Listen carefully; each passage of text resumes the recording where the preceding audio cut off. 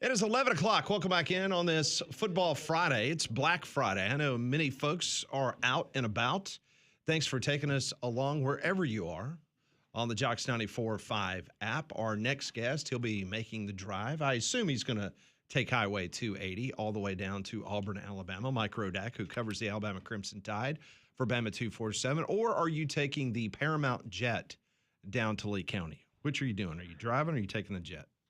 Driving, although I did 280 my first year. Oh, you're doing you're doing Montgomery and then shooting over? Is that what you're doing? Yeah. We stayed the highway the last couple of times, and we're actually going to stay in Montgomery after the game because it's That's smart. a rare night game.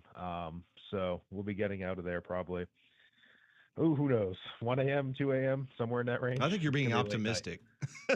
Yeah, no doubt. I think you're being very optimistic. All right, so let's start with the availability report. And I had heard at the beginning of the week that there was some fear that Josh Cuevas may have broken a bone in his foot. There's been no details about exactly what is wrong with him, but he will not be available for the Iron Bowl. What will that mean to this Alabama offense and a safety net there for Ty Simpson?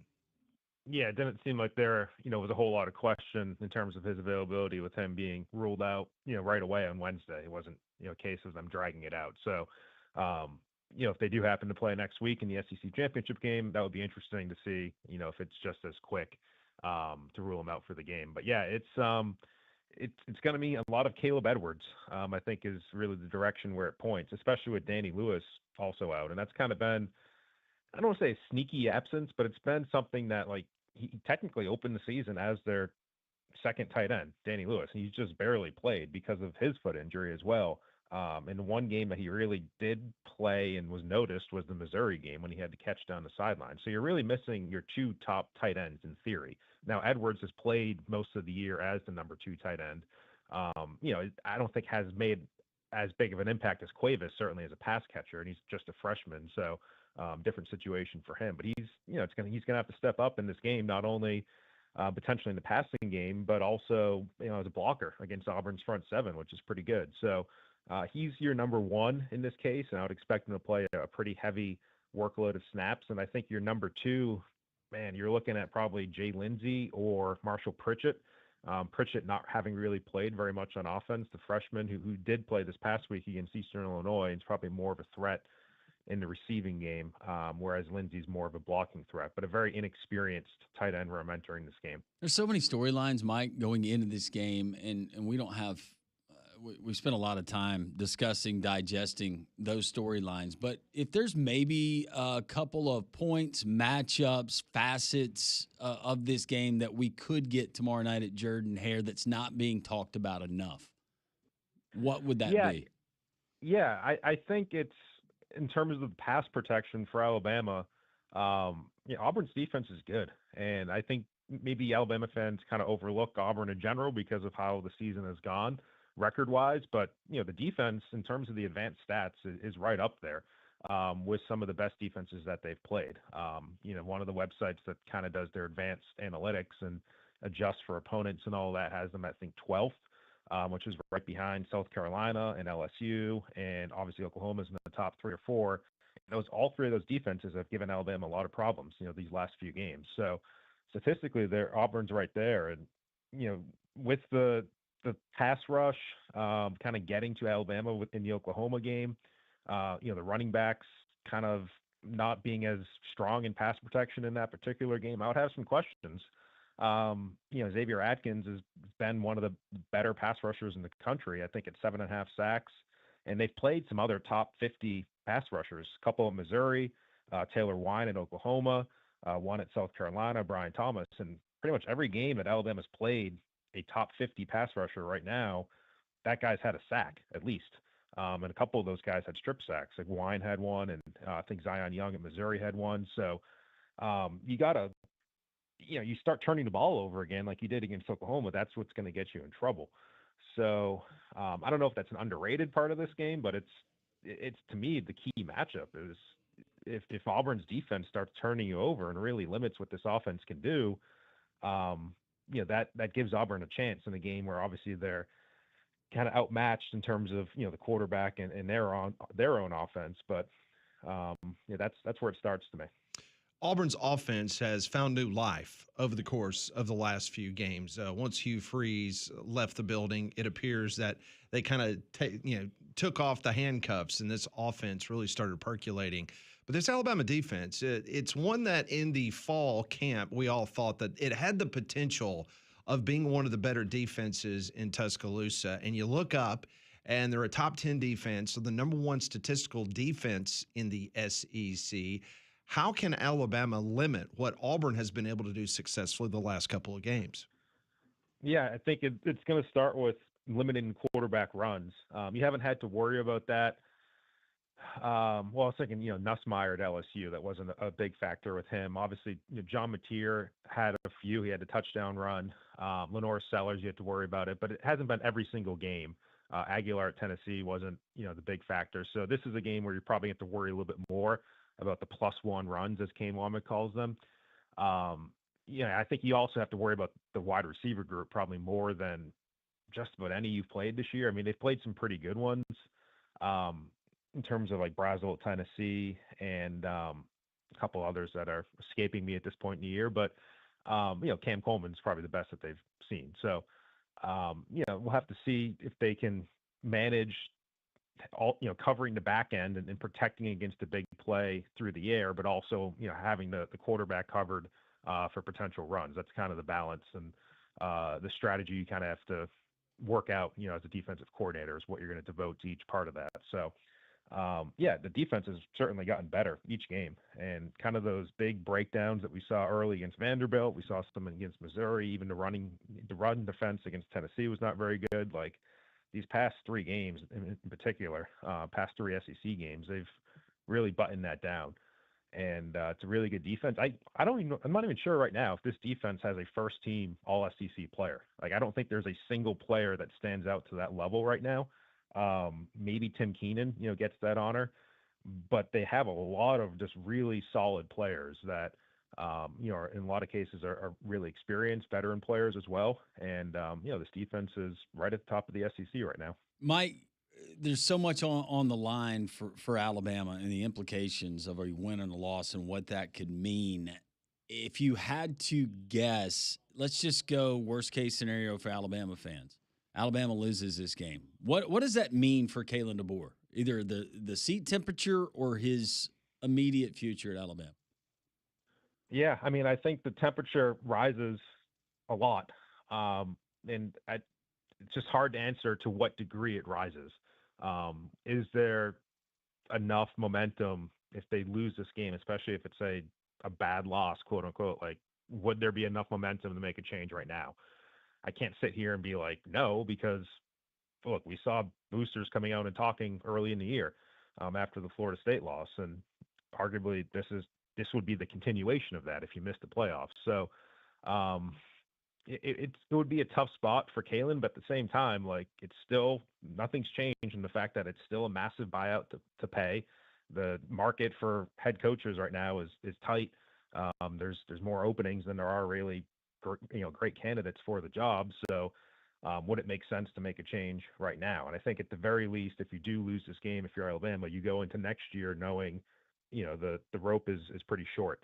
And we'll have to see how the schedule is kind of put together for next year. They do have another Georgia game at home.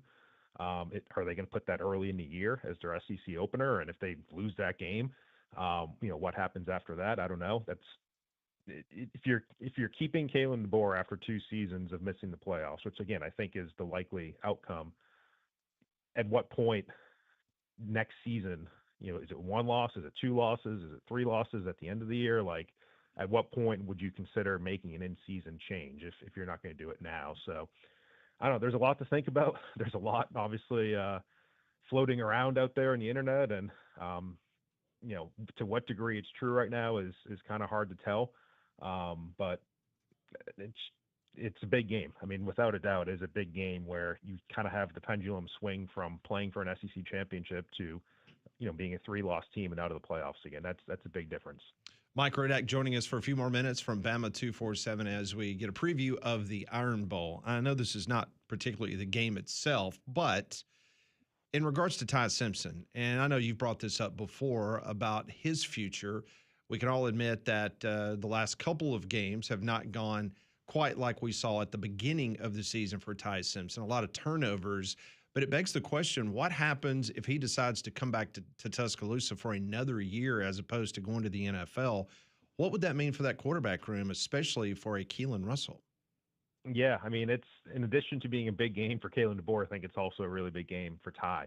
Not just kind of for his legacy, if he is a one-year starter, but also, for the draft and what exactly makes sense for him. Because there's definitely draft people that are really high on him. And even Kuiper this week still has him in the top 10. Todd McShay has been very, very high on him, in terms of maybe being the number one overall pick. So if you're still in that range to be one of the three best quarterbacks in the draft and still in a pretty good spot to be a first round pick, even if you don't play well against Auburn and let's say you lose the game, I think you still come out. The first round money is still going to blow away whatever you can make in NAL at any school. So I still think it would have to get really bad for Ty not to come back, or for Ty to come back, I should say, to not go into the draft. It's just not a particularly deep quarterback draft. There's not a lot of good options when you look behind him. So it still, I think, would make sense for him to come out, even with his kind of a lack of experience and some of the questions about him. And look, I think he's going to go to the combine. He's listed at 6'2". I think he's going to measure less than that. And I think that potentially could impact his draft stock as well, if he's not the ideal height that teams are looking for. So there's a lot of kind of balls in the air there. But to your scenario that you asked about, I don't know. That gets really interesting as well. If Ty does come back, you kind of have to operate under the assumption that Alabama welcomes him back, because it's a really well-respected guy in that locker room, and has played well enough this year. But what is that conversation like with Keelan Russell? Is hard to say right now. And Keelan's going to redshirt this year, and still has 4 years of eligibility. I think you sell him on the long-term aspect of it, but that's not to say in other schools, knowing his situation in that particular scenario, is probably going to come after him with some money. So, again, I circle back to what I said. It's a really big game for Ty Simpson. I think it's a really big game for Alabama. There's a lot of things that I think could fall a certain way based on the results of this game.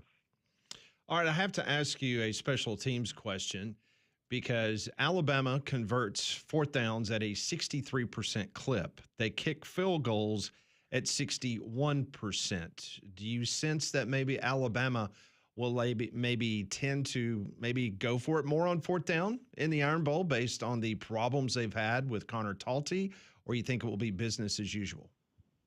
Yeah, I think they could do it. I think they already have done that to some degree. I think that end sequence of the South Carolina game was a pretty good indication. Right. When they could have sat down and, Jeremy Bernard's play, they didn't tackle him and he could have just gone down and you kick a field goal, you win the game. I don't know if Kalen DeBoer is necessarily fully trusting Connor Talty even in that situation. And obviously he's probably justified in that. So there's probably been other fourth down decisions that have come up throughout the year where, it makes more sense to go for it given your kicking situation. And when you're talking about a cold night, on the road with the pressure of this game, it probably even elevates that. And at the end of the day, I think Kalen probably trusts Ryan Grubb and his play calling mind and his creative mind to draw up a play more than he does Connor Talty. I mean, Connor Talty's from Chicago, so I don't know if it being cold necessarily is going to be a big factor, but right. Mentally, I think the pressure of the game is a lot. So I think it's a game where for Kalen, you kind of lay it all out there, and you probably want to keep the ball in Jeremy Bernard's hands or Ty Simpson's hands or whatever the case may be. I would have said Cuevas, before his injury, and rather do that than have Connor Talty line up. That's a real thing. I want to ask you about Kane Womack, and I know that he's been mentioned for our other jobs. I know Jamarcus Shepard, he gets named this morning. He gets a 5-year deal at Oregon State. Kane Womack, I understand, maybe Oklahoma State had looked at him. Arkansas has also looked at him. There's something really weird going on with the whole Golish thing at Arkansas. I'm just curious if that thing were to go by the wayside, and let's just say Golish all of a sudden now is a person of interest for the Florida job because now Florida is having to pivot away from Lane Kiffin. Could Kane Womack end up as the Arkansas head coach? Are you hearing any murmurs about that?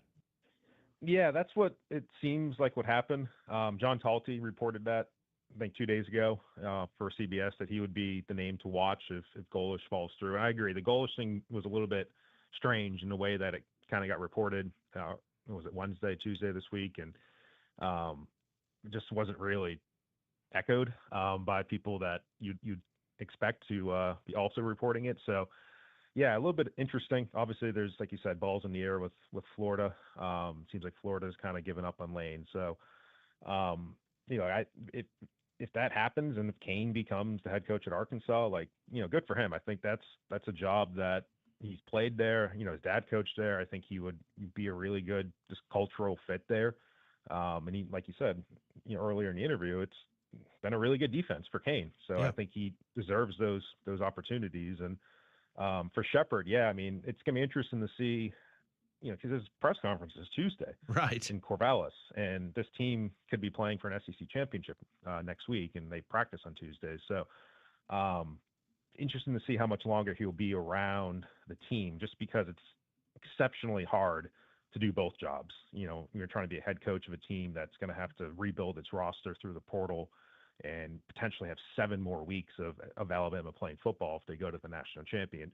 That's just a really hard situation to manage. So I would imagine you probably have to turn that job over to somebody else on staff, whether it's Torrey Gill or Tyler Hughes, and kind of allow, Shep to put his best foot forward at Oregon State. Because again, he also, deserves the opportunity to move along as well. All right, so I was reading your article about the Iron Bowl, and I agree with you 1,000%. When you talk about this game, you can throw out all the tendencies, you can throw out all the stats. I know it's an overused cliche, but it is the Iron Bowl. But you at least on paper had to write down a score and a prediction. So for those that have not seen it, what is your prediction for the Iron Bowl? Yeah, I had Alabama 20, Auburn 14. I was thinking of making it 2017, but then that would suggest that there was a game-winning field goal, and I'm not sure I'm ready to predict that quite yet. You're a smart man. Yeah. Maybe a game-winning touchdown in this case, but yeah, I mean, I've covered Super Bowls or a Super Bowl. I've covered AFC Championship games. I've covered a national championship game for Alabama. Like, the Iron Bowls is different. It's in a different category, especially at Jordan-Hare, just because of kind of the underdog factor, and Auburn not within the past 20 years having the same level of success as Alabama. It's just, there's a different vibe in that building, whether it's the afternoon or in this case the night. And as we all know, it just doesn't really matter, the first 11 games out of the year. So, we can break down the defense and the offense and all that. It's just weird things happen. Players play differently in this game, and it's entertaining. And at the end of the day, I think it's a great sporting event, whether your team wins or loses, whether you're an Auburn or Alabama fan. It's fun to watch. That's why we all watch, is because it's entertaining, and in some cases fulfilling, in some cases not. But yeah, I have Alabama winning. I have no idea if I'll be right or wrong, but we'll see tomorrow night. That is Mike Rodak. Hey, I got to ask you this, just for fun, just for giggles. Do you have a prediction where Lane Kiffin will end up? Doesn't seem like Florida right now. No, I would go ahead and mark that off.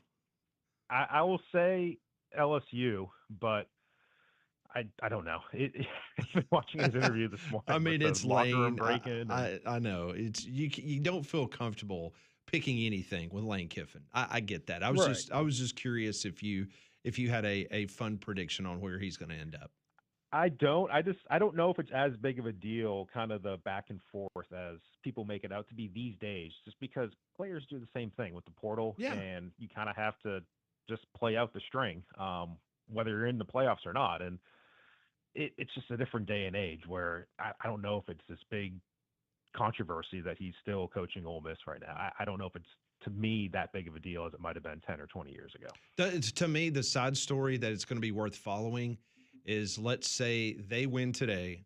By the way, they're up 7-0, and Mississippi State is driving early first quarter. But if they win this game and he decides that he's going to go to LSU and Ole Miss says, you're not coaching in the college football playoff, do they have a player revolt? Do you have a situation where the players basically say, you either let my coach in the CFP or I'm not playing? Then what does Ole Miss do? Yeah, it's a good question because a lot of people think the opposite that, like, because your coach says that he might be leaving or is leaving, like players are going to give up on him. Like, I don't know if that's the case. Right. And maybe you're right. It kind of goes the other direction. They want to have one last ride with him. And I don't know. It's without being in the locker room, it's hard to say, but yeah, it's different these days. Like players think of these things differently. Each season's its own season, and then you do in the off season what's best for your own situation. And to me, it's hard to fault Lane Kiffin for doing that. That is Mike Rodak. Micah, you guys enjoy your stay in Montgomery and covering the game. We'll follow all your work there at Bama 247. Always appreciate it, Mike. You got it. Thank you. Thanks. Mike joined us on the Higginbotham Hotline. You deserve solutions that are built for you. Higginbotham is your one-source solution for insurance, financial, and HR services. Abide Roofing, they are raising the roof, literally. Abide Roofing is giving one deserving brand new roof. That's right, a listener. All you got to do is go to abideroof.com. This isn't a gimmick. It's not a sales pitch. It's their way of saying thank you to the community that's trusted Abide Roofing with their homes. Here's how it works. Fill out the quick form at abideroof.com. You can nominate yourself or someone you know. Maybe it's a single parent working 2 jobs. Maybe it's a veteran, first responder. Maybe it's just a pillar of your community. Go to abideroof.com. And this roof, it is up to a 30-square roof or roughly $13,000 of value. You can enter through December 12th. It will be announced on December 19th. So for complete details and enter the free roofing giveaway, just simply go to abideroof.com. What Mike Rodak had to say, and we got an update from Starkville in the Egg Bowl. We'll get you updated on that as well. This Football Friday continues. 3-man front on Jocks.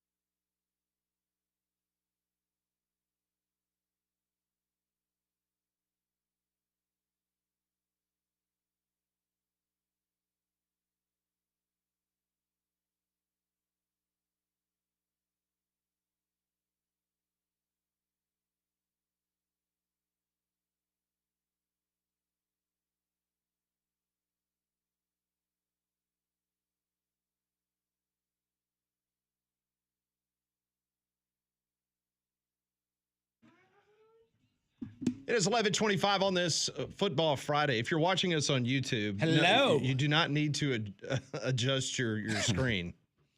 Yes, me and Landrum are wearing Big Ten hats, and it's not Nebraska hat. No. We are wearing. I've never worn anything with an Iowa Hawkeye, but you and I are wearing Iowa Hawkeye. Yes. Hats. It's a great logo. It's a great hat. We That is a appreciate good hat. Travis, our great listener. Oh man, these are fantastic. For giving me and Pat these hats. I thought Molly was going to start crying when we've she had saw to we've had to hang on to them. We're going to debut them during Bet It or Forget It earlier in the season, but something happened. Anyways, this was going to be our last hurrah, and what a perfect time to do it. We got Nebraska leading Iowa, and hopefully this brings the Hawkeyes back to life. Yeah, hopefully so. Can't believe you guys are wearing those. Maybe it'll bring reverse luck. Well, you know what? We never got a Runza. No. So I think this all comes back to the runs. I mean, Well, you don't want me to cook you one. So here's the thing. well, What Landrum and I are proving is you're warning us. is that we can be bought. Yes. Yeah. This is the No, I've worn Indiana stuff because of my wife, but Now I have worn Nebraska stuff because Molly got me a T-shirt. I think this is it though. I don't think I've ever worn anything. I got else both Big of you a Ten. T-shirt. Oh yeah, Yeah. yeah. I got Nebraska. Mhm. I still count them as Big 12, I consider them Big 8. Big 8. I consider them Sun Belt from the pandemic year when When they tried to they play. tried to play in the Sun At Belt. least we wanted to play. I know. We were the only team in the Big Ten that wanted to. So I have an update from the Egg Bowl over in Starkville. Ole Miss, their first series, they just went right down the field and scored, and it was a quick drive, and Mississippi State took over on their own 3-yard line and went 97 yards to tie it. So with 8 minutes to go in the first quarter, they're tied 7-7. Oh, they found his jersey. According to Lane Kiffin, they have multiples. I figured that. How about this? Just for a little bit of tit for tat, so to speak. Yeah. In regards to the Egg Bowl, the 247 site that covers the Mississippi State Bulldogs, they posted a story right after kickoff saying that an Ole Miss staffer alleged to have attempted to hack into the Mississippi State video system. It says they have learned that days ago, an Ole Miss staffer attempted to gain unauthorized access to the Mississippi State XOS video system. XOS houses game film and practice video for football programs around the country. In that video footage, formations and personnel group assignments are available for review by staff of the respective teams. Practice video is not part of what would be considered an even exchange of film for advanced scouting for your opponent. So according to the 247 site that covers Mississippi State, Ole Miss tried to hack in and look at the video. And, we've heard this in the high school ranks. Yeah. Because everybody uses Huddle. And we've had multiple coaches accuse other programs of getting into the Huddle system because your practice video is uploaded to Huddle. And a lot of people have passwords to those individual school sites. And that's been an ongoing problem. But Well, how does this make you feel about the rivalry that we have in the Iron Bowl? Because I really can't think of it, but we had alleged jersey stealing by State fans, and then now the allegations that State is saying that Ole Miss was trying to. Is it wrong for me to say that I kind of like it? I think a lot of people say this is what the Egg Bowl. Yeah, this is all what the about. rivalry is supposed to be. Are we too civilized here in this state? I think history would prove, Landrum, that we're not. Ours happens. Ours happens after the game, not before That's the game. right. I mean, come on now. Let's not forget what happened. Well, yeah, I'm gonna stop there. Yeah. But it's a particular outcome that usually triggers. Well, never mind. Yeah. Just move on. 7-7 over the Egg Bowl. Nebraska's up early 7-0 over Iowa. We will do better or forget it next on 3-Man Front. guys!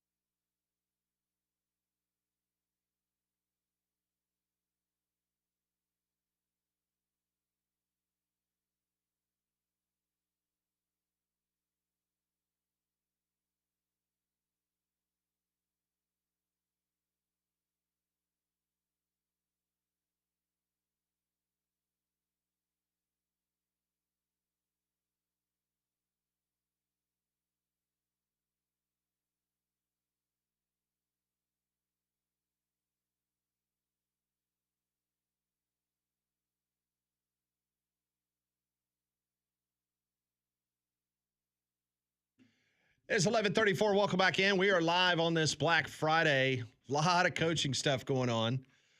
Eli Drinkowitz gets a new deal yesterday. This morning, Vanderbilt announces Clark Lee has a new deal.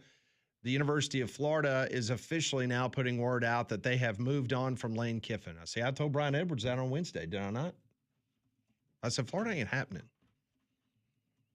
People need to start listening to this radio show and what we're telling you. You got to read between the lines. We have all fun, the time. but we try to make it a point when we're being serious about stuff. Absolutely. I've been dead serious about that. That was not happening whatsoever. Meanwhile, over the Egg Bowl, all eyes will be probably in about 3 hours from now. See what Lane Kiffin says, if anything, after his game. They have now gone back on top of Mississippi State. That is 14-7, 21 points in the first quarter. Not bad if you have the 62.5 as the over-under. No, which I do. Yeah, that looks like a good pick right now. Yeah, it does. Speaking of picks, we have now got a tie on top of the leaderboard as Landrum and Molly are tied on Bet It or Forget It with 39 wins and 31 losses against the spread. Meanwhile, Conrad Van Order is in dead last place at 36 and 34. He is 3 games behind the leaders in this contest. He's going to win the People's Choice, though. Will he? Yeah. Because he's dressed up like... He's a man of the Maybe people. the glitter Cam will Newton. give him some good luck. He's a man of the people. Perhaps so. I think this means he's going to pick Auburn to win the game, but we'll see. This is Bet It or Forget It. The following is for entertainment purposes only. Listener discretion is advised. 3-man fronts. Bet it or forget it. All right, we'll see what happens as Ryan Day has decided to fly his team to Ann Arbor. All these years, they've taken a bus. But instead, he wants to kind of change things up a little bit since they've not had very much success against the Michiganders. So, they're flying. Well, fly. Ohio State's a 9.5-point favorite. 43.5 is the point total. The total has gone over in 7 of Ohio State's last 7 games when playing on the road against Michigan. The total has gone over in 10 of Michigan's last 11 games against Ohio State. And the total has gone under in 6 of Ohio State's last 6 games on the road. So let's start with Molly, since she has now tied Langell for first place. You going to bet it or forget it? Well, of course I'm going to bet it. And I don't know if you guys have looked, but Ann Arbor, there's a chance of snow. Ooh. So we could get a snowy, potentially, the game. It's supposed to be really cold. I was leaning the under because of the weather conditions, but let's face it, Michigan, they've had Ohio State's number over the last couple of years, and Ohio State being almost a 10-point favorite, a little alarming. So I like Michigan in the points. I do think Ohio State will still win the game up in Ann Arbor, but 9.5, I think Michigan's going to keep it close. How about you, Landrum? You know, if the game was in Columbus and this year in the line being the same, I would probably take Ohio State. But I think traveling on the road, a lot of the things that Molly mentioned, yeah, I'll go with Michigan to keep it close, keep it interesting. But I think the Buckeyes get the win. Conrad. Well, we know what time of the season it is for me. Yes, it's it is. called pick the opposite of everything y'all do. So I'm going to take Ohio State big time, even though I agree with what y'all said. I would, if I was smart, I think Michigan in the points is the smart play. But You got to be strategic now.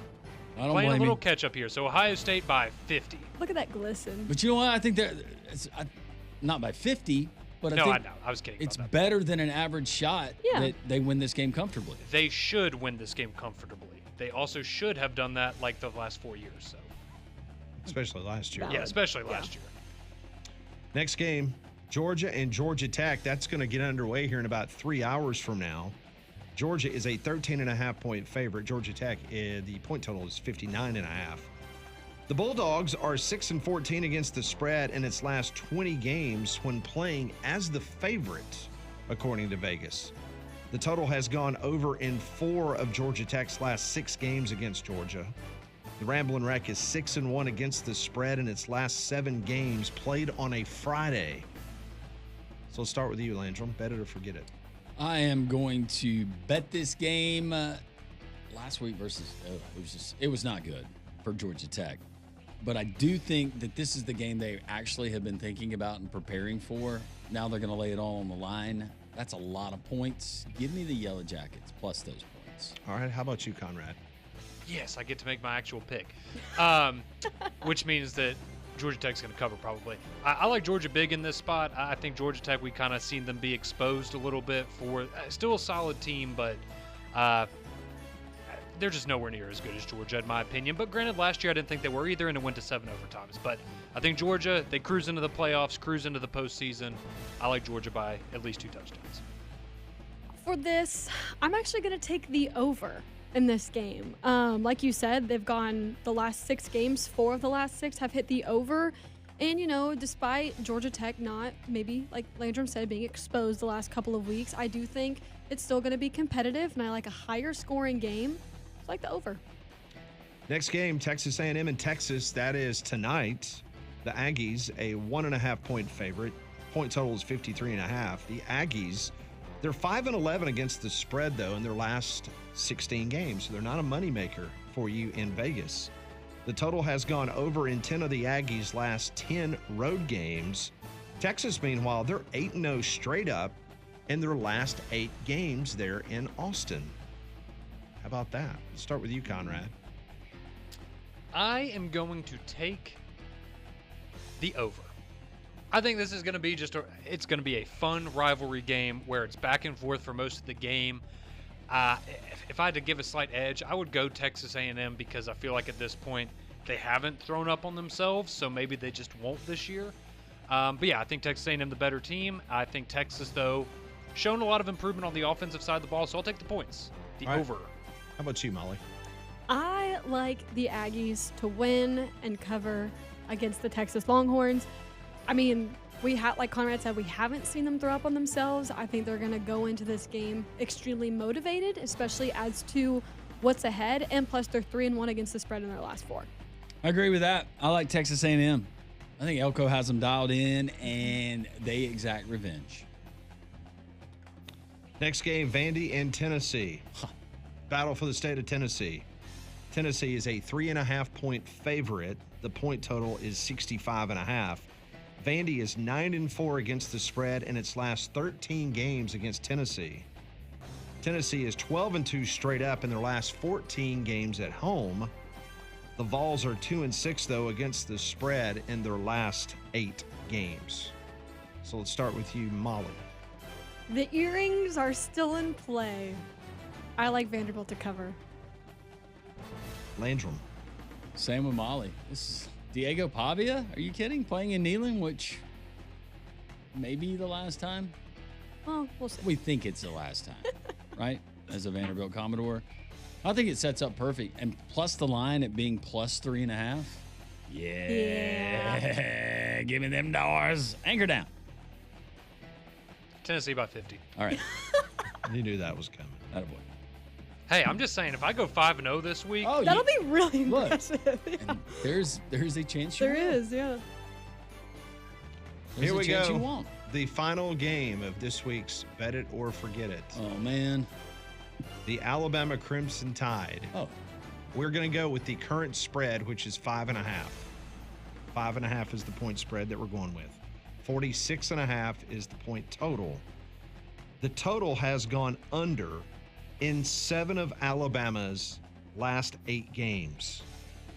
Bama is 1-5 against the spread in its last 6 games when playing on the road against Auburn. Auburn, meanwhile, they are 3-7 against the spread in their last 10 games. But the home team in this series has covered in the last 8 meetings. Ooh. Whose turn is it? I've lost track. It's not mine. I went first last time. I think it's Conrad's. All right, Conrad, we'll let you go first. well, I would like to say, if you were listening to the show on Monday, I gave an early score prediction in which I thought Alabama would win 28-20. After a long week, I have decided to revise my prediction for this game. I have changed my mind on how this game is going to end up. And maybe it's because of what I'm currently wearing on my face and on my body. I don't think I've ever done this before, Pat. I'm nervous. I don't think I've ever done this before on this show. I am going to take Auburn in the Iron Bowl to cover. But Alabama is going to win the game 28-24. I think Auburn keeps it really, really close. The last 2 times this game has been played in Jordan-Hare, Auburn has had their hearts ripped out by Alabama, Bryce Young, and Isaiah Bond simultaneously. I think it happens again. It's going to be a close one, and maybe it is that field goal that we're all so scared to see happen. But I think Alabama does enough. They win by 4, but Auburn covers. Landrum. I'm shook.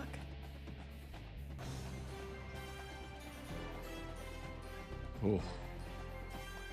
Okay, I think Alabama, when playing on November 29th against Auburn, all time in the series, leads 6-5.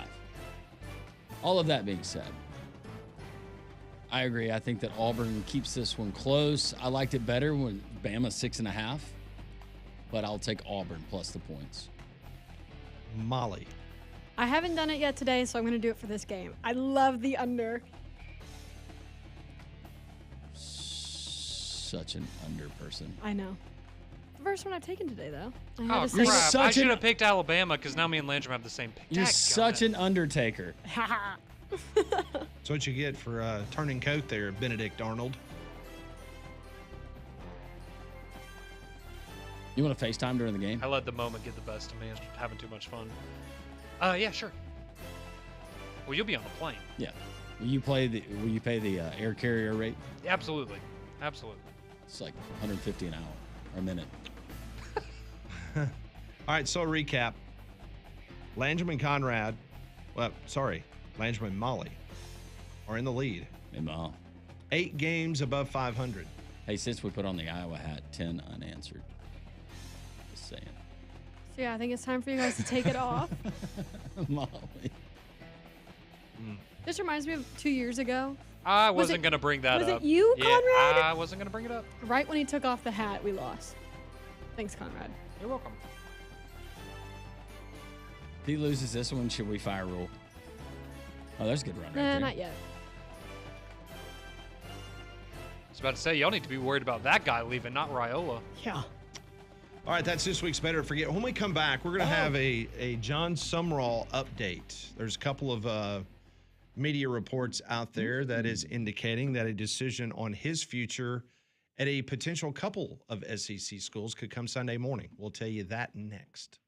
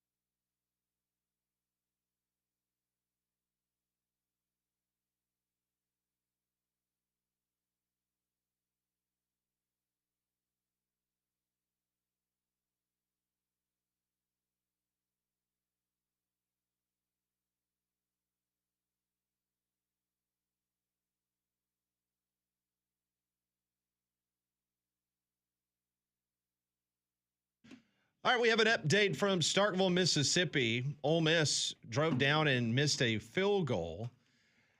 And now Mississippi State is in Ole Miss territory, so how quickly things change. They were lined up to kick field goal to go up 17-7. It was no good, and Mississippi State's first play from scrimmage went from their own, I believe it was their own 20-yard line, all the way down to about the 40-yard line of Ole Miss. So Pete Golden's defense playing pretty well so far. Well, speaking of defense, look at the black shirts, what they just did, Molly. Yeah, they got a turnover. Got a turnover on the kickoff.